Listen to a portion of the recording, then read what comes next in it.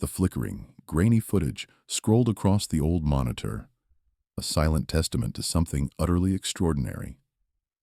In the heart of the dense American wilderness, where ancient conifers clawed at the sky and shadows danced with the wind, an old man moved with an undeniable grace. His weathered hands, gnarled like the roots of the trees around him, offered something unseen to a colossal, hairy figure that towered over him. The creature, a silhouette against the fading daylight, possessed an unmistakable form. Massive, powerful, undeniably primate, yet something more.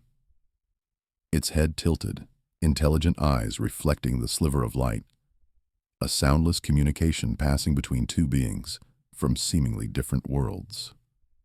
What kind of bond, the mind instinctively wondered, could possibly exist between a solitary human and a legend whispered only in the deepest corners of the forest?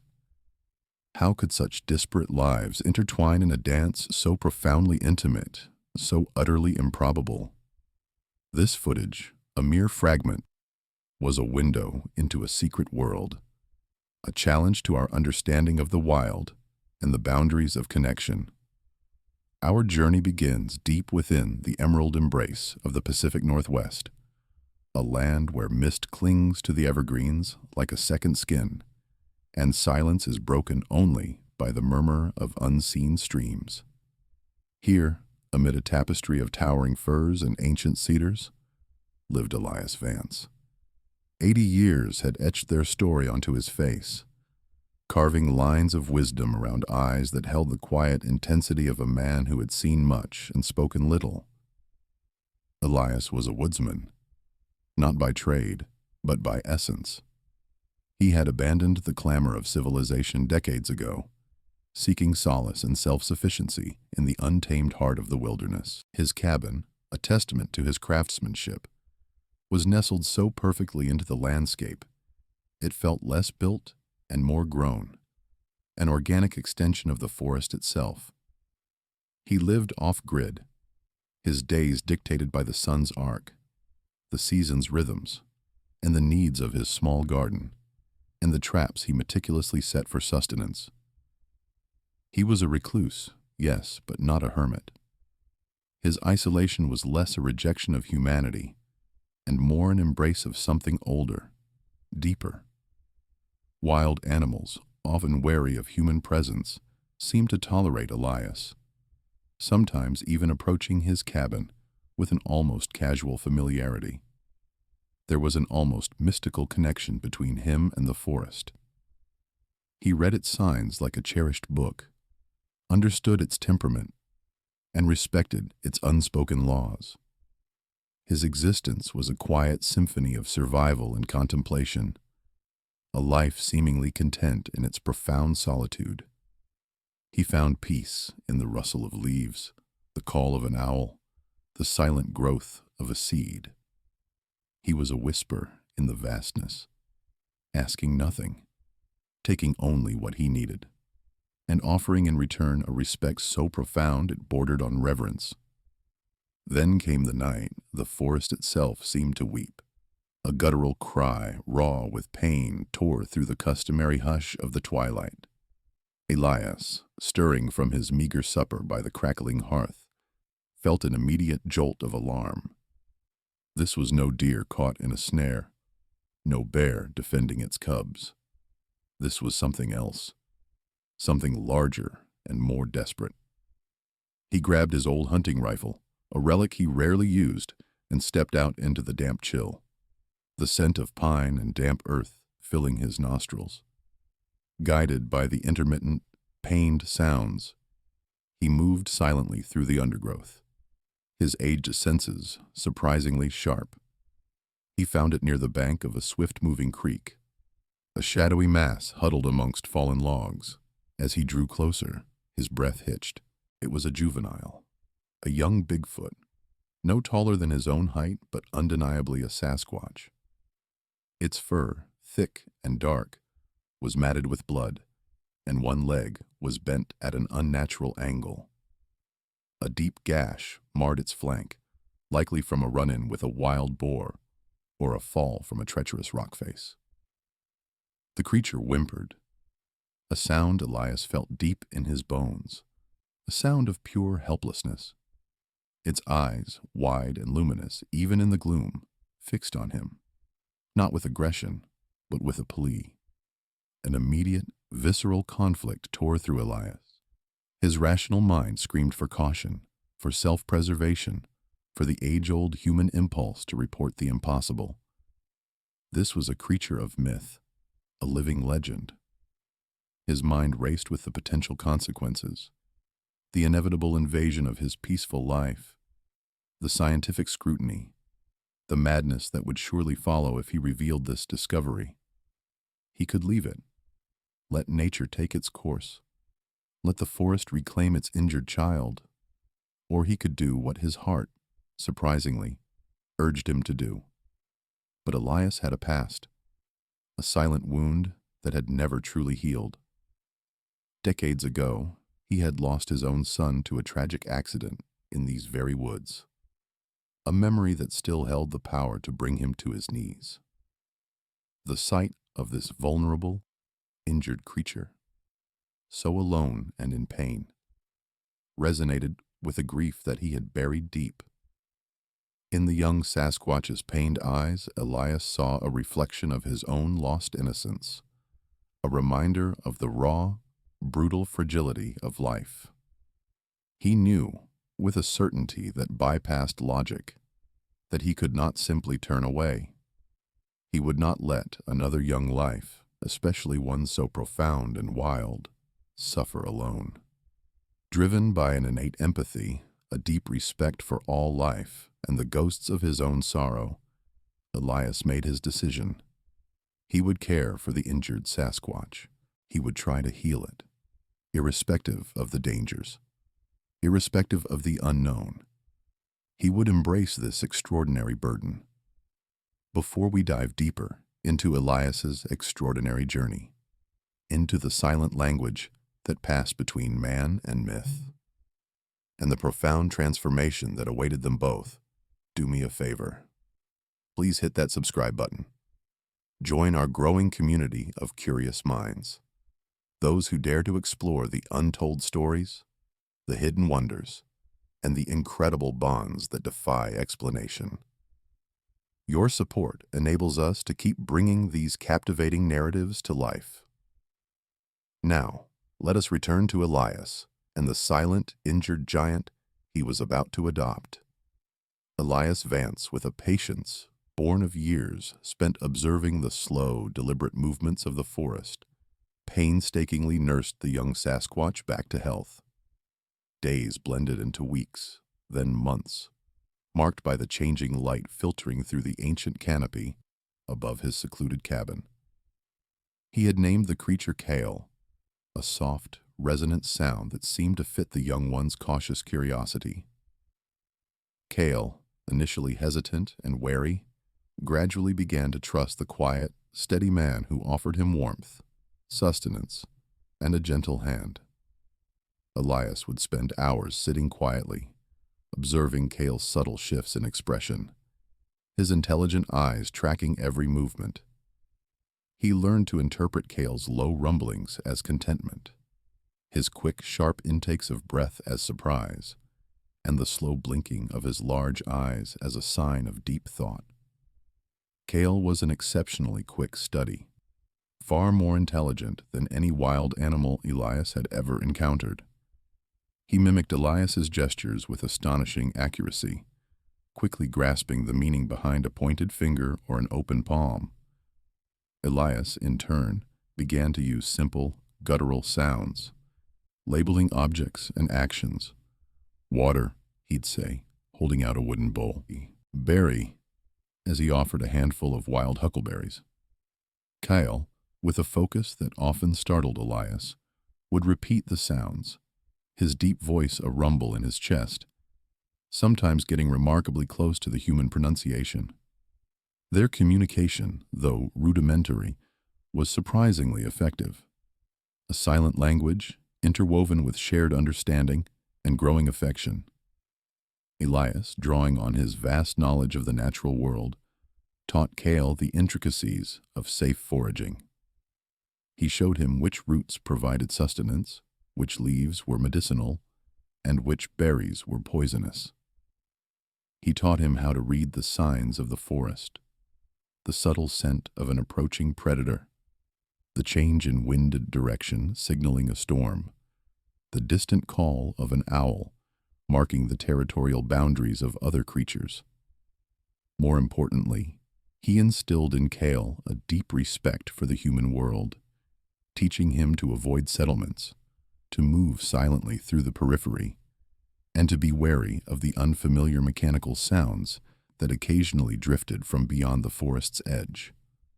Cale, in turn, revealed hidden paths to Elias, ancient game trails known only to the forest's oldest inhabitants, secret springs of crystal-clear water, and groves of mushrooms Elias had long sought but never found.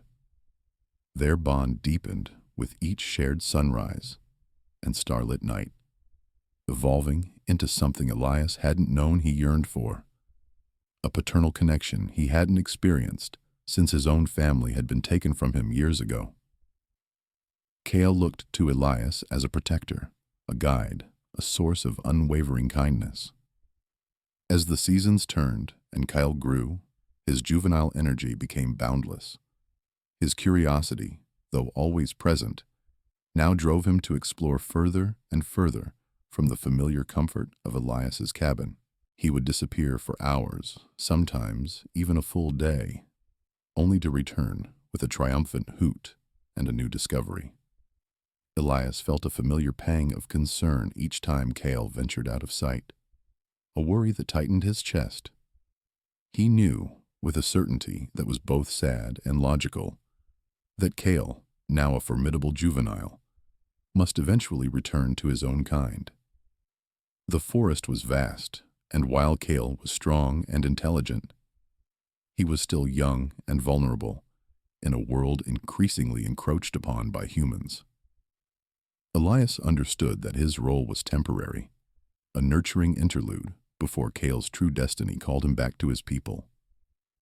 One spring afternoon, Cale returned from an extended foray, his large hands carefully cradling a small, intricate wooden figure. It was crudely carved, yet undeniably purposeful, depicting what looked like a stylized ancient face, its features imbued with a silent solemnity. Another time, he brought back a thick, woven mat of unusual plant fibers, intricately patterned, seemingly crafted for comfort or perhaps ceremony. These were not the random curiosities of a juvenile animal. They were artifacts imbued with meaning and skill. They hinted at a broader, sophisticated Sasquatch culture, a complex society existing just beyond Elias's perception, a world he knew nothing about. These were the first encounters with the true unknown, the subtle suggestions that Cale was part of something far grander and more mysterious than Elias had ever imagined. Each carved figure, each woven object, was a tantalizing glimpse into a hidden civilization, a testament to the intelligent beings who shared his wilderness, beings Cale would one day rejoin. Elias gazed at the wooden face, feeling a profound sense of awe and a burgeoning realization that his unique relationship with Cale was only the beginning of a much larger, more profound revelation. Cale, now a formidable juvenile, an ever-curious shadow in the dense forest, one day led Elias down a path less traveled, a winding deer trail that seemed to vanish and reappear with an almost supernatural subtlety. The air grew stiller there, the light filtering through the ancient canopy, taking on a preternatural glow. Elias followed, his old bones creaking slightly, his heart pounding with a mixture of anticipation and an almost spiritual reverence. He knew Cale was taking him to something significant. The Sasquatch's excited, almost reverent chuffs and gestures indicated as much. They soon emerged into an expansive hidden grove, a place of breathtaking, untouched grandeur, unlike anything Elias had ever witnessed in his decades roaming the wilderness. Towering trees, centuries old, formed a living cathedral, their branches interwoven to create a verdant dome. But it was not merely the natural beauty that captivated Elias. It was the unmistakable evidence of intelligent, purposeful design. Enormous, gnarled roots of ancient cedars and firs had been carefully guided and shaped, forming low, curving walls and sheltered alcoves. Intricate markings, spiraling patterns, and geometric figures were etched into the smoothed surfaces of fallen logs that served as seating or perhaps altars. There were communal structures, not crude shelters, but dwellings crafted with an organic architecture, seamlessly blending into the forest floor and rising towards the canopy. These were not the haphazard nests of animals, but the deliberate, artistic creations of a sophisticated communal society. Elias touched a smoothed stone, feeling the cool, deliberate etchings beneath his fingertips. This was a clear sign of a more complex Sasquatch culture than his solitary imaginings had ever allowed. His mind reeled. He had thought Kale was perhaps a singular anomaly, a testament to nature's enduring mysteries. But this grove spoke of generations, of community, of an entire species thriving in the hidden heart of the wilderness. It was a revelation that both thrilled and terrified him. The terror stemmed from a growing, gnawing anxiety that had begun to plague Elias for months. The wilderness, once an impenetrable sanctuary, was shrinking. Signs of increased human activity were becoming alarmingly frequent. The distant rhythmic thud of logging operations, once a faint whisper on the wind, now reverberated closer, a constant, sickening heartbeat of destruction. The scent of diesel and gasoline, carried on the breeze, was an unloved perfume in Kale's pristine world. Hunters, once content with the accessible fringes, were venturing deeper into what Elias considered their sacred domain, their loud boasts echoing through the valleys. And in the infrequent, reluctant trips Elias made into the nearest town for supplies, the rumors were escalating. Whispers of wild men, of strange tracks too large for bears, of fleeting, hulking shadows seen at dusk. The local newspaper, usually filled with mundane town gossip, had even run a sensationalized piece on a supposed Bigfoot sighting by a group of tourists, complete with blurry photos and excited speculative quotes. Elias felt a cold dread settle in his stomach. He realized with stark clarity that Kyle, and by extension this entire hidden Sasquatch civilization, were in increasing, imminent danger. For so long, he had focused on Kale's physical well-being, on teaching him to navigate the human world to avoid its pitfalls. Now, the human world was invading Kale's. The delicate balance was being irrevocably disturbed.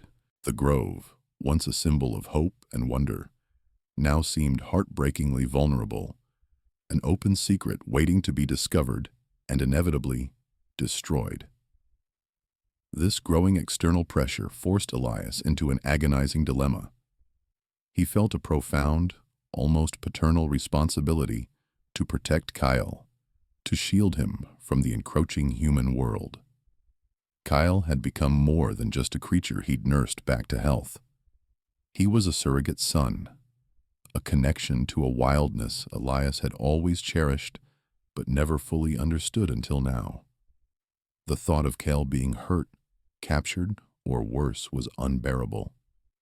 He wanted to shield him, to keep him safe within the confines of his own isolated existence, to pretend the world outside didn't exist.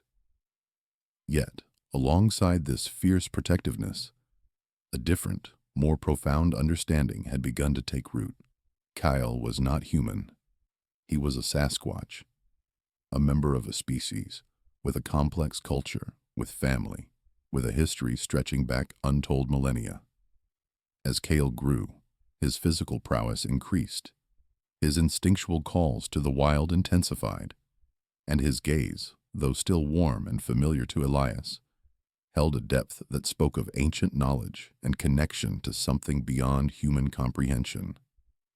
Elias understood that Cale needed to be with his own kind, to learn their ways, to contribute to their society, perhaps even to find a mate and continue his lineage. His responsibility was not to possess Cale, but to facilitate his true destiny. Elias struggled deeply with this internal conflict. The desire to keep Cale safe, to hold on to the precious, unique bond they shared, warred with the undeniable truth that Cale needed to return to his family, to his own people. The grove was proof of that need, a silent testament to Cale's heritage. Elias watched Cale move among the ancient trees, his powerful form gliding with effortless grace, his hands occasionally touching the carved markings with a deep, almost spiritual familiarity. He was home here, truly home, in a way Elias could never provide. The more Elias witnessed Cale's natural affinity with his environment, and now, with the remnants of his potential culture, the more Elias knew he had to let go. But how could he ensure Cale's safety and the safety of this hidden world when the human tide threatened to engulf everything he held dear? The answer, he instinctively knew, would not be easy, and it would demand more from him than he had ever given before. The air hung heavy, with a humidity that promised a late afternoon storm, but Elias and Kyle pressed on, their regular foraging trip a familiar rhythm in the ancient forest. Kyle, now nearly fully grown, moved with a silent power, his senses far sharper than Elias's, often pausing to listen, to sniff the air, guiding them toward the richest berry patches or the clearest spring water. Elias, despite his age, kept pace, his weathered eyes scanning the undergrowth, his mind a quiet archive of woodland knowledge. They were deep within territory. Elias considered relatively safe, a remote stretch miles from any known human trail, where the canopy was so thick that even the midday sun struggled to penetrate. This was Cale's preferred domain, a place where he could move freely, unburdened by the constant need for concealment. Suddenly, Cale froze. His massive body tensed, every muscle locked, and a low, guttural growl rumbled deep in his chest. It was a sound Elias rarely heard, a primal warning that instantly spiked his adrenaline. Cale's head snapped towards a cluster of ancient cedars, his nostrils flaring, his eyes wide with a mixture of terror and nascent fury. Elias followed Cale's gaze, his heart beginning to pound an uneven rhythm against his ribs. The silence, previously so comforting, now felt oppressive, broken only by the frantic chirping of unseen birds scattering from the area. As they cautiously approached, guided by Kale's rigid focus, a horrific tableau unfolded before them. The smell hit Elias first, the unmistakable metallic tang of blood, thick and cloying, mingled with the acrid scent of gunpowder. Then the sight. Sprawled across the forest floor, half hidden by ferns and moss, were the lifeless forms of several Sasquatch. They were adults, their fur matted with dark, viscous blood, their large, gentle eyes staring blankly at the dappled canopy. The sheer brutality of the scene was sickening. One had a crude snare still cinched around its neck, another showed signs of multiple bullet wounds, its powerful chest torn open. It was a massacre, a cold, calculated act of violence. Elias felt a wave of nausea wash over him. This wasn't merely poaching. This was an extermination. These were not just animals to be hunted. These were beings with intelligence, with families, with a right to exist. Elias's gaze swept over the scene, registering the overturned earth, the splintered branches, the clear boot prints of multiple men. The poachers had even used some kind of heavy-duty netting, remnants of which lay scattered amidst the carnage. It was a well-organized operation. As Cale let out a mournful, guttural cry that echoed through the silent forest, Elias's eyes fell upon something else, something that drove a cold, hard spike of realization into his gut. Scattered around the bodies, half buried in the disturbed soil, were items that had clearly been taken from the fallen Sasquatch. An intricately carved wooden amulet, similar to the figures Cale sometimes brought back, lay discarded near a massive hand. A piece of woven bark, almost like a pouch, had been crudely ripped open, its contents spilled. A collection of smoothed river stones, each with a unique, almost geometric pattern, and what looked like dried medicinal herbs. Near another body, a flute-like instrument fashioned from a hollowed bone lay shattered. These weren't just wild creatures, they were a people, with culture, with artistry, with possessions. The true horror of what humans had taken from Cale's kind dawned on Elias with sickening clarity. It wasn't just their lives, their bodies, their territory. It was their heritage, their history, their very identity. These were not random acts of violence, but a systematic eradication, fueled by greed or, perhaps a more sinister, scientific curiosity driven by exploitation. The poachers hadn't just killed, they had plundered. They had disrespected, desecrated, and stolen. The casual disregard for the cultural artifacts, tossed aside like worthless trinkets after being examined, spoke volumes of their contempt and utter lack of understanding. The grove Cale had shown him, the communal structures, the intricate markings, they were not just signs of a complex society, but a target. Cale's reaction was profound, a heartbreaking transformation that Elias witnessed firsthand.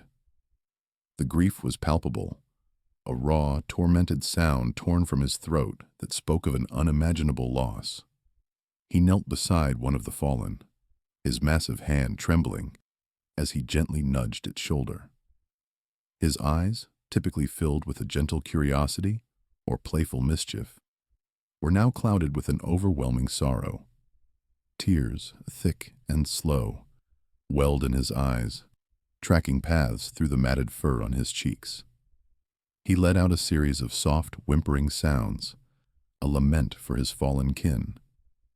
But as the initial wave of grief began to recede, something else ignited within Cale, a flicker of fear. Yes, a deep-seated terror at the violence he had witnessed. But beneath it, a scorching, potent anger began to simmer. His whines morphed into low, vibrating growls, his powerful hands clenching into fists that trembled with suppressed rage. His posture, usually open and somewhat relaxed around Elias, became rigid, defensive, coiled for attack.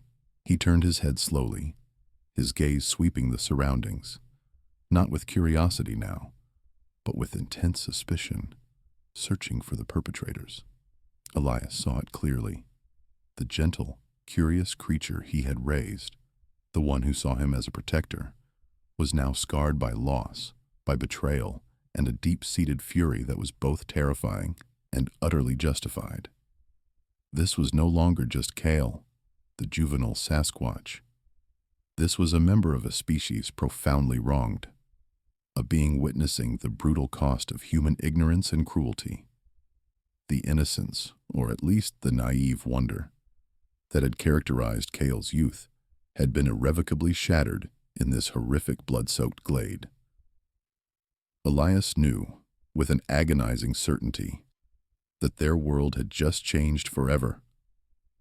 The horrifying tableau of the slain Sasquatch, their broken bodies testament to human brutality, ignited a raw, primal scream within Cale.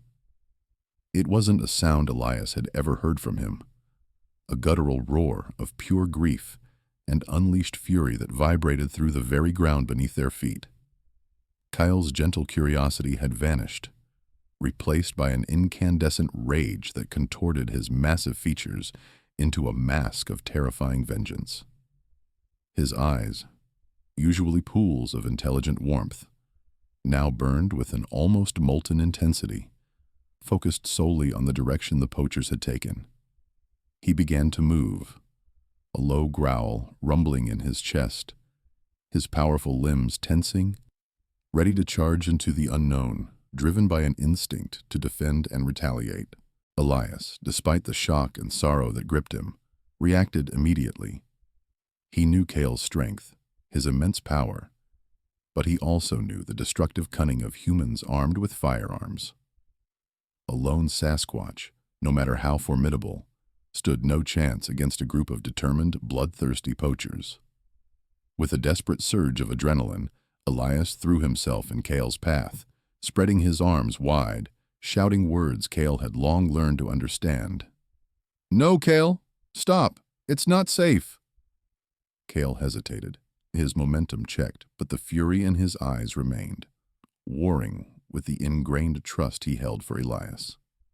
For a moment, Elias feared Cale would simply push past him, but the years of their shared life, the countless acts of care and protection, held sway. Cale shuddered, his roar dying into a tormented whimper, his gaze still fixed on the trail of destruction, but his body now rooted, trembling, beside Elias. In that heart-wrenching instant, as Cale's raw pain washed over him, Elias made a silent, solemn promise. Not just to Cale, but to himself, to the memory of these fallen creatures, and to the sanctity of the wilderness they inhabited. This could not stand. Simply hiding, simply avoiding, was no longer enough. The veil of ignorance and peaceful coexistence had been brutally torn away. He would find a way to protect them. He didn't know how, didn't know what impossible odds he would face, but the resolve hardened in his soul, fusing with the grief and anger. He would not let this happen again. The immediate task was to ensure Cale's safety and to understand the full extent of this atrocity. Elias gently guided Cale away from the horrific scene, his voice low and soothing. Offering comfort, Cale seemed simultaneously to accept and rage against. They retreated to a hidden alcove Elias knew, a place of relative safety, where Cale could grieve, and Elias could begin to formulate a plan. The images of the poacher's brutality were seared into Elias's mind, but so too was the image of Cale's unleashed fury. This was a turning point. Over the next few days, Elias began his covert investigation. His intimate knowledge of the forest, honed over decades of living off-grid, transformed from a means of survival into a tool for tracking. He moved like a ghost through the undergrowth, his senses acutely attuned to every snapped twig, every distant engine hum, every telltale sign of human passage. He tracked the poachers' movements meticulously, noting their crude campsites, the brands on their discarded ration cans, the distinctive tread marks of their ATVs. He discovered rudimentary traps, designed not for small game, but for creatures of Cale's size and strength. The chilling realization dawned on him that this wasn't an isolated incident, but an organized, deliberate hunting operation.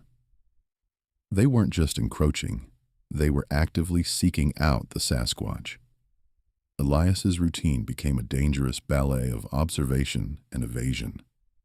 He studied their patterns, their entry points into the forest, the times of day they were most active. He learned they were a small, tightly knit group, hardened men with no respect for the law or the wilderness, driven by greed and a thrill for the hunt. Their discussions, overheard during a daring reconnaissance near their base camp, hinted at a network, a buyer for their illicit gains, perhaps even for the Sasquatch parts themselves. The notion was sickening, a violation that went beyond mere poaching. As Elias delved deeper, the isolation that had once been his comfort now became a stark reality of his vulnerability. He was one man against a dangerous armed group. The logical part of his mind knew he should seek help, report what he had found. But the thought was quickly dismissed. Who would believe him? Tell the local sheriff that heavily armed poachers were hunting Bigfoot deep in the national forest. He'd likely be laughed out of the office, or worse, deemed an eccentric old recluse whose wild stories were a nuisance. He could even become the target of an investigation himself, his off-grid life suddenly under unwelcome scrutiny. His efforts to protect Cale and his kind could inadvertently expose them to discovery by official channels that might not understand or respect the Sasquatch's right to exist undisturbed. The authorities, even with the best intentions, often brought with them a different kind of threat. Scientists, researchers, curiosity seekers, all of whom would inevitably disturb the delicate balance of the Sasquatch's hidden existence. Elias understood that the human world, in its entirety, was a threat to Cale's kind. He couldn't trust anyone outside of himself. This fight, he realized with a heavy heart, was his alone. His loyalty to Cale, to the silent promise he'd made, became the unwavering compass guiding him through this perilous new chapter. He was crossing a dangerous line, venturing into territory far more treacherous than any wild animal's lair. But for Cale, for the future of his kind, there was no turning back. The woods, which had always been his sanctuary, now felt like a battleground. The forest, usually a source of comfort and solitude for Elias, now felt like a living entity, its ancient trees whispering warnings of impending doom. He had seen the evidence of human cruelty firsthand, the brutal aftermath of the poacher's attack, and the raw, unadulterated grief etched onto Cale's usually gentle features. The world had shifted, becoming a far more dangerous place for the creatures Elias had grown to love and protect. Kyle's anger, though understandable, was a wild, untamed force that Elias knew would lead only to more suffering if unchecked. His intervention had saved Cale from certain death, but it had not stemmed the tide of despair or the gnawing fear that now haunted their days.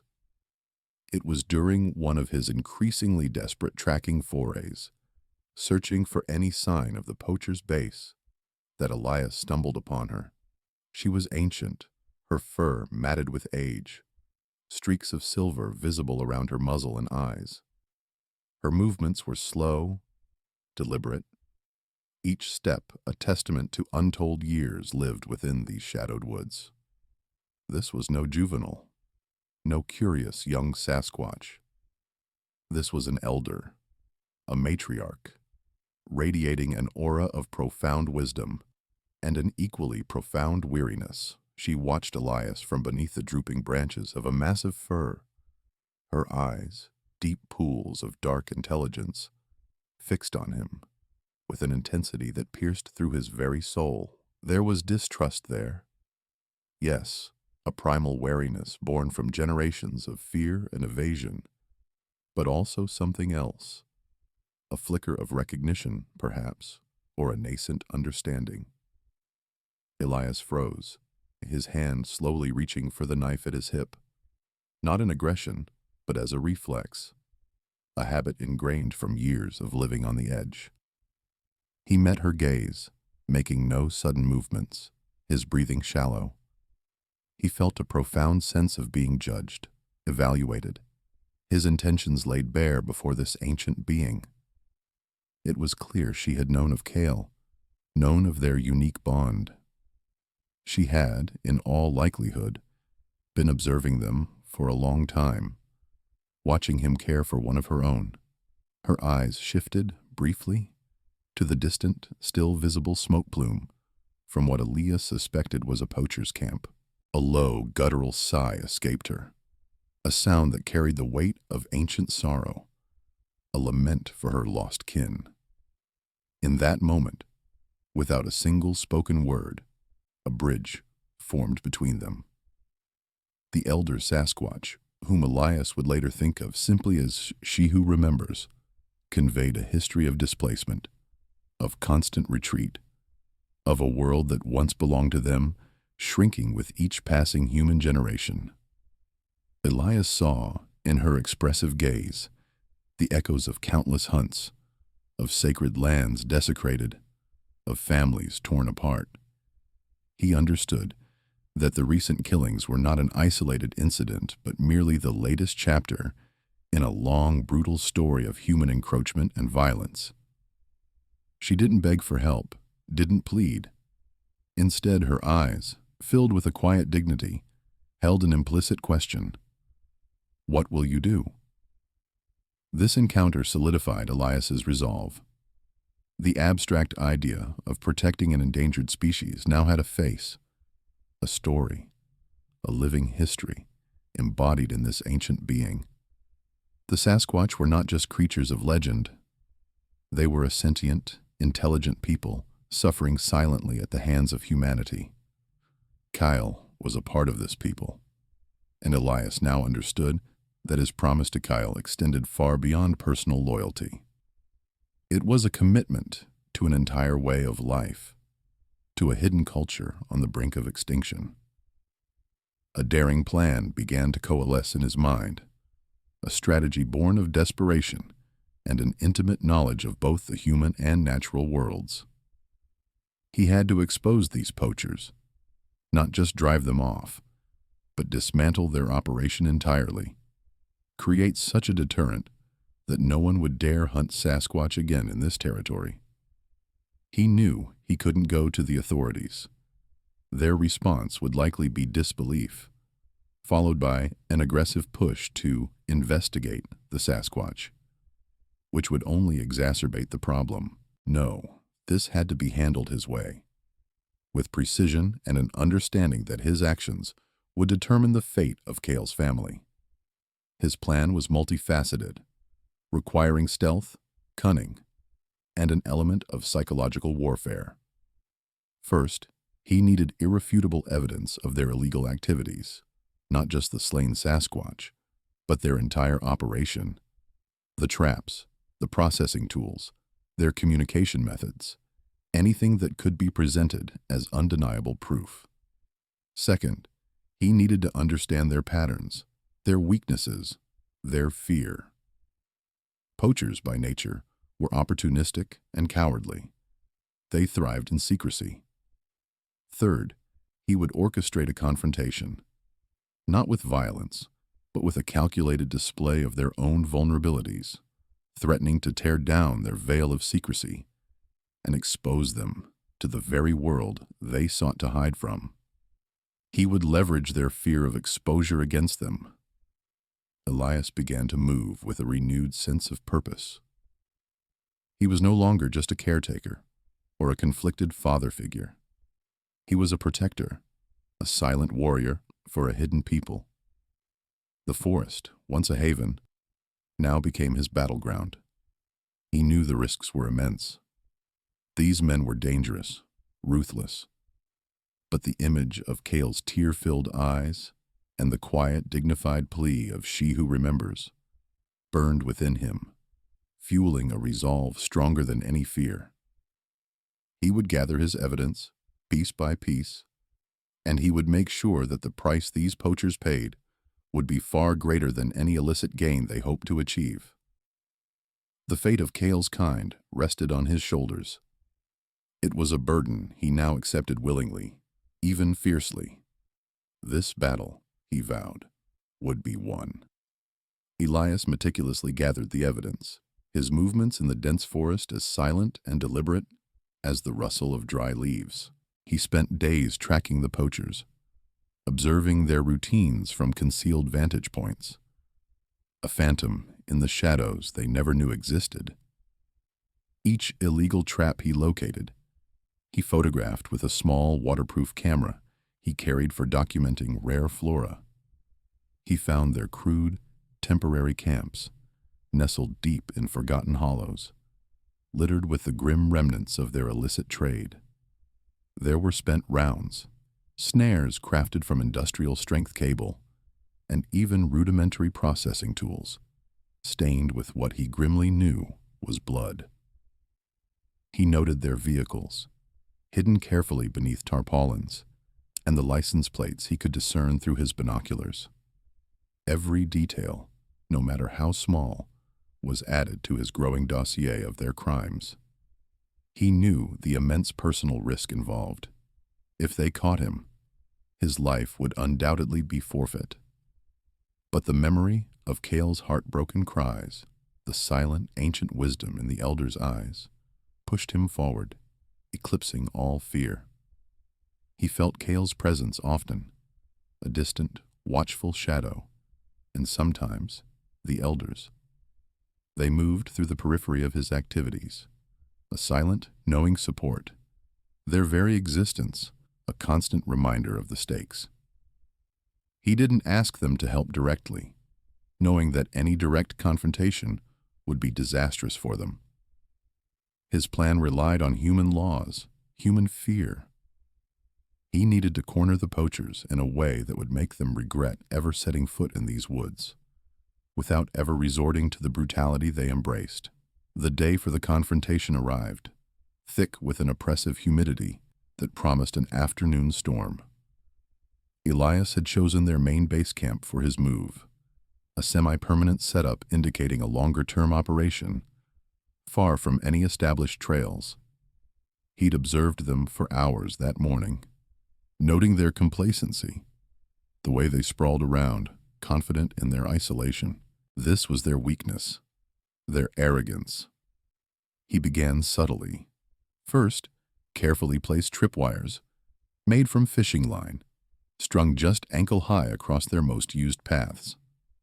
Harmless but disorienting. Then small, remote-controlled air horns, activated at random intervals from different directions, making it sound as if they were surrounded by unseen threats. The men, initially dismissive, grew agitated, their conversations becoming more terse, their movements jumpy. They started to look at each other with suspicion, wondering if one of them was playing a cruel trick. As evening approached, Elias escalated.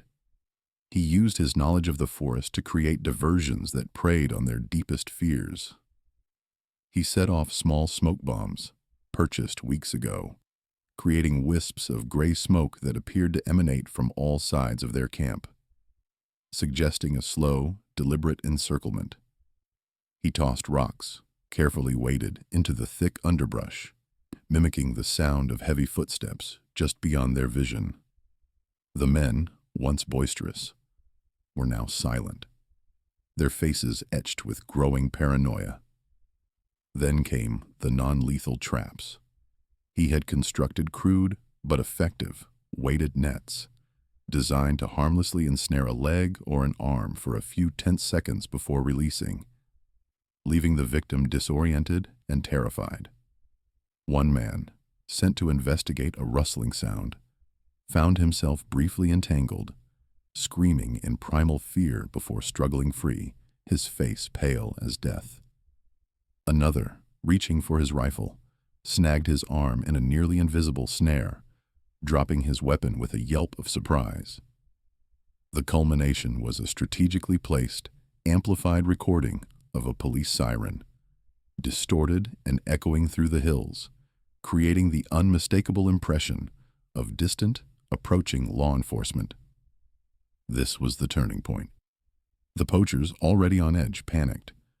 They began scrambling, grabbing their firearms and haphazardly stuffing their illicit gear into duffel bags, their fear of capture suddenly outweighing their greed. As they stumbled about, a figure emerged from the deepening twilight, stepping into the flickering light of their dying campfire. It was Elias, not hidden, but standing openly, a small, waterproof case clutched in his hand. His face was grim, his eyes holding a steely resolve that instantly commanded their attention. "You're done," Elias stated, his voice low, steady, cutting through their rising panic. "Everything you've done in these woods, every trap, every kill, every single license plate on your trucks. I have it all documented. Photographs, exact locations, dates, your names, everything. He lifted the case slightly, just enough to reveal the glint of a digital recording device and the edge of a memory card. I know about the Sasquatch you killed. I know about the ones you plan to kill. I know about the artifacts you stole. I have evidence that would put every single one of you away for a very, very long time. And not just for poaching, for crimes against an endangered species, for cultural destruction, for endangering federally protected wilderness. His gaze swept over their faces, seeing a mixture of rage and dawning terror. You can try to fight me, but you won't escape. You can try to silence me, but this evidence is already backed up, off-site, and set to release if anything happens to me. There are people who know exactly what's happening here tonight, and they are waiting. He paused, letting his words sink in. Your choice is simple. Pack up your things, leave these woods tonight, and never return. Or stay and face the full force of the law, public humiliation and ruin. This territory is protected by me, by others who care, and by something far older than any of us. These are not your woods. They never were. Get out. The leader, a beefy man with a cruel sneer, started to raise his rifle, but Elias didn't flinch. He simply met his gaze, radiating an unshakable certainty. The man hesitated, then slowly lowered his weapon, defeated. The threat of legal repercussions, coupled with the unsettling events of the evening, had broken their will. They were poachers, not martyrs. They valued their freedom, flimsy as it was, more than their illicit gains. One by one, they began to retreat, muttering curses, but moving with a speed born of fear. The confrontation was not a clash of violence, but a calculated dismantling of their sense of security, a psychological outmaneuvering that forced them to retreat in fear of legal repercussions and public exposure. Elias watched them go, his breath finally hitching, the tension of the confrontation slowly draining from his body. The storm clouds finally broke, a slow, cleansing rain beginning to fall. With the poachers gone, driven into the night by a fear of exposure far greater than any physical threat, a profound silence descended upon the forest. Elias watched their retreating figures until they vanished beyond the tree line, a mixture of exhilaration and exhaustion washing over him. He had done it. He had faced them, unarmed, relying only on his wits and the silent power of truth, and he had won. The immediate threat, the monstrous shadow that had loomed over Cale and his family, was now averted. He felt a deep, cleansing breath escape his lungs, a tension he hadn't realized he was holding finally releasing its grip. From a safe distance, hidden among the ancient pines, Cale and the Sasquatch elder, she who remembers, had observed the entire confrontation. Elias could feel their eyes on him, a silent audit of his actions. As the last echoes of the poacher's departure faded, a subtle shift occurred in the atmosphere. It was scarcely perceptible, a loosening of the forest's breath, a softening of its ancient vigilance. Elias knew, with an instinct honed by decades in the wilderness, that the Sasquatch clan would slowly, cautiously, begin to reclaim their territory. They were wary, yes, after generations of persecution, but now perhaps a little more secure. A fragile new dawn was breaking for them, nurtured by the seeds of Elias's desperate courage. A profound sense of peace settled over Elias, tinged with a bittersweet acceptance. He understood now, more deeply than ever before, that his role was not to bring Kyle into the human world, to force him into a mold that would never fit. That had been a youthful, perhaps selfish, dream born of his own loneliness. No, His true calling, his solemn promise, was to protect Cale's world, to ensure its continued existence, its sacred solitude. He would become a silent guardian, an unspoken ally to the Sasquatch people, a bridge between their unseen reality and the encroaching human world. He would ensure their fragile existence remained undisturbed, a clandestine protector living on the fringes, forever vigilant. He didn't see Cale for several days after the confrontation. The young Sasquatch, now truly a part of his family, had receded into the forest's embrace with his kin. Elias understood. Kyle needed to heal, to reconnect with his roots, to process the violence and the subsequent victory alongside his own kind. When Kyle finally did reappear, it was at the edge of Elias's clearing, not with his usual boisterous energy, but with a quiet, knowing gaze. There was gratitude in his eyes, a depth of understanding that transcended words, and something else, a newfound independence, a maturity forged in the fires of shared trauma and triumph. Kyle was no longer solely Elias's adopted son. He was a free being, a vital thread in the ancient tapestry of his own people. Elias watched Kyle, now fully integrated with his family, from a distance. He would catch glimpses of him, sometimes alone, sometimes with other Sasquatch, moving through the dense forest like phantoms. The emotional journey had transformed Elias from a lonely recluse, mourning a past he couldn't change, to a silent protector, a vital, if unseen, bridge between two worlds. The woods no longer felt like a place of solitary retreat, but a living, breathing entity. With a secret heart, he was now privileged to guard. He reflected on the immense beauty and fragility of life, not just for the Sasquatch, but for all wild things, and indeed, for humanity itself. He mused on the heavy cost of human ignorance, the damage wrought by fear and greed, and the profound responsibility that came with understanding. His own life now had a new, singular purpose. He would continue to live his isolated existence, but it was no longer about escaping the world. It was about standing guard over a part of it, a secret, sacred part that desperately needed protection. He would map the poacher's old routes, monitor human activity, and subtly, almost imperceptibly, guide any curious outsiders away from the hidden Sasquatch territories. He would be the unseen sentinel, the human whisper against the roar of civilization, a silent promise to Cale and his kind that as long as Elias Vance drew breath, their sanctuary would remain inviolate. The forest continued its ancient song, an endless symphony of rustling leaves, chirping birds, and the distant murmur of the stream. But now, for Elias, there was an added harmony, a deeper resonance that spoke of hidden lives, of ancient wisdom, and of a bond forged in the crucible of shared vulnerability and unwavering loyalty. He was no longer just a man in the woods.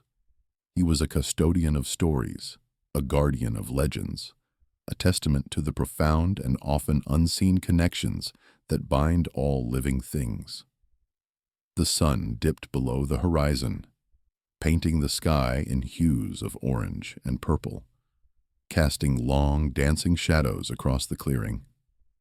Elias watched, a quiet smile on his lips, knowing his journey had led him to exactly where he needed to be. His extraordinary tale of connection and courage had culminated, not in a grand victory, but in a quiet, unwavering commitment to a world few even believed existed. If this extraordinary tale of connection and courage moved you, please give this video a like, share it with a friend, and let us know your thoughts in the comments below. And don't forget to subscribe for more compelling stories that explore the hidden wonders of our world and the depths of human-animal bonds. What other mysteries do you think lie hidden in our forests? waiting for a heart brave enough to discover them?